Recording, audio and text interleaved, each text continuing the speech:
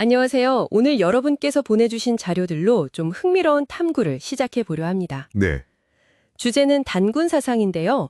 이게 그냥 고대사나 철학 이런 걸 넘어서요. 네. 경제 사상으로서의 가능성, 그리고 좀 놀랍지만 고대부터 시작된 서양 한류라는 주장까지 한번 따라가 볼 겁니다. 네, 홍익인간 제세 2화 다들 아시는 문구잖아요. 그렇죠. 익숙하죠? 근데 그 안에 사실 널리 이롭게 한다, 이런 경제적인 함의가 있는데도 그동안은 잘 조명이 안 됐어요. 왜 그랬을까요? 그 자료들을 보면요.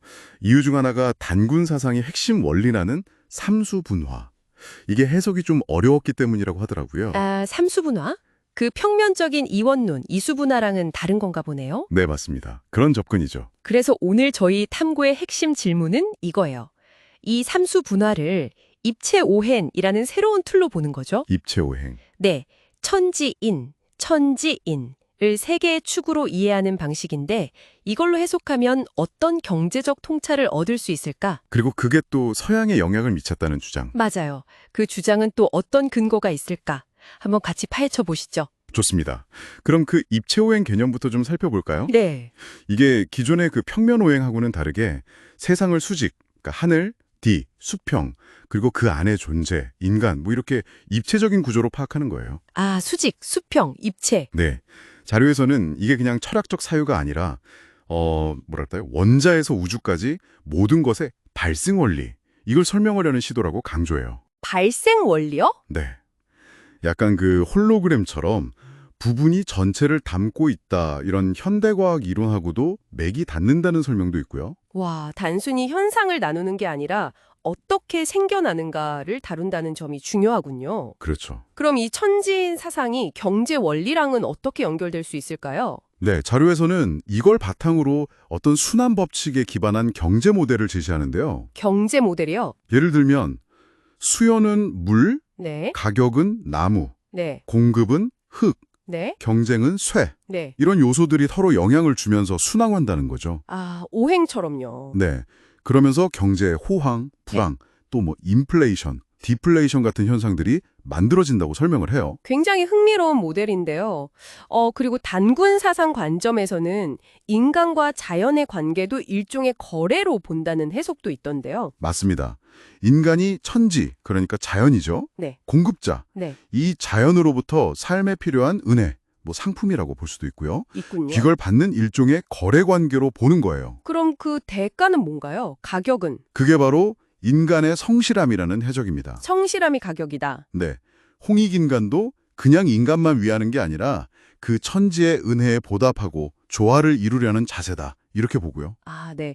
기존 해석과는 상당히 다른 관점이네요. 그럼 이어서 서양과의 연결고리 이쪽으로 넘어가 볼까요? 네, 그 얘기가 또 아주 흥미롭죠. 자료를 보면 우리가 보통 배우는 역사랑은 좀 다른 주장을 하잖아요. 고대부터 서양이 우리 문화 영향을 받았다. 이른바 서양 한류의 가능성. 네, 그렇죠. 서양 한류라니 우리가 아는 거랑 정반대 이야기죠. 그중에서도 근대 서양 사상 성성 과정에 대한 주장이 눈에 띄던데요. 네. 마테오 리치 얘기가 나오죠. 그가 동양 사상을 서양에 전파하는 과정. 여기서 동양은 이제 고조선 문명이 전래된 중국으로 해석하고요. 네. 특히 그 맹자의 측은지심, 물에 빠진 아이 구하려는 그 본성 이야기 있잖아요. 네네. 이게 서양 지식인들한테 굉장히 큰 영향을 줬다고 분석을 하더라고요. 그 측은 시심에서 나온 공감, 셈파티 개념이 핵심이군요. 맞습니다. 그럼 그 공감이 애덤 스미스한테는 구체적으로 어떻게 연결된다고 보는 건가요? 자료에서는. 데이비드 휴미 이 공감 개념을 철학적으로 좀 발전시켰고 그 다음에 애덤 스미스가 이걸 이어받았다는 게 자료의 주장이에요. 휴메에서 스미스로. 네. 스미스는 여기에다가 또 동양의 무위자연 사상, 자료에서는 노자 사상과의 연결을 강조하는데요. 무의자연? 여기서 영감을 얻어서 국가 개입을 최소화하는 자유방임 경제 이론, 그 토대를 마련했다고 분석하는 거죠. 와, 그러니까 서양 근대 경제 사상의 뿌리 깊은 곳에 동양, 더 나아가서는 단군 사상적인 흐름의 영향이 있을 수 있다. 이런 시각이네요. 네, 상당히 대담한 가설이죠. 모더니즘 용어의 어원에 대한 주장도 있던데요. 이것도 좀 특이했어요. 네, 이것도 상당히 흥미로운 지점입니다. 자료는 모더니즘이란 말이 단순히 새롭다, 이걸 넘어서 서구 근대 예술인어 사상이 추구했던 어떤 원시성, 직관성 같은 것들, 네. 이게 한국의 전통적인 무 사상, 그러니까 샤머니즘적인 세계관하고 연결될 수 있다는 가능성을 제시해요. 아, 무당의 무요. 네, 그러니까 서양이 동양을 일방적으로 계몽한 게 아니라 고대부터 서로 영향을 주고받았다. 뭐 이런 관점의 연장선에 있는 거죠. 야, 오늘 저희가 단군 사상을 입체 오행이라는 새로운 렌즈로 보면서 경제 원리와의 접점도 찾아봤고 또 고대부터 이어졌을지 모를 서양 한류라는 정말 파격적인 주장까지 접했습니다. 그렇죠. 애덤 스미스나 모더니즘 기원에 우리 사상의 흔적이 있을 수 있다니 이거 정말 생각할 거리를 많이 던져주는데요. 네, 그렇죠.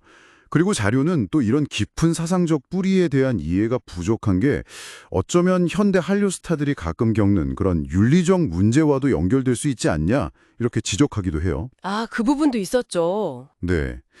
아까 말했듯이 홍익인간의 본래 의미, 그러니까 천지자연과의 조화, 보답, 이런 깊은 뜻을 다시 생각할 필요가 있다는 거죠. 오늘 탐구를 통해 저희가 얻을 수 있는 가장 중요한 시사점은 뭘까요? 어쩌면 우리가 그냥 잊고 지냈던 아주 오래된 지혜 속에 현대사회의 복잡한 문제들, 심지어는 한류의 지속 가능성에 대한 실마리가 숨겨져 있을지도 모른다는 생각, 이런 게 드네요. 네, 충분히 그런 가능성을 생각해 볼 수 있겠죠. 마지막으로 여러분께 질문 하나 던져보면서 마무리할까 합니다. 만약에요, 서양 근대 사상의 한 축을 이루는 그 공감이라는 가치에 정말로 동양적인 지혜가 영향을 미쳤다면 오늘날 우리가 그 공감의 의미를 다시 한번 깊이 생각해보는 건 어떨까요? 네, 좋은 질문입니다. 이것이 우리 사회와 또 세계를 이해하는데 어떤 새로운 관점을 열어줄 수 있을지 한 번쯤 고민해보시는 것도 좋겠습니다.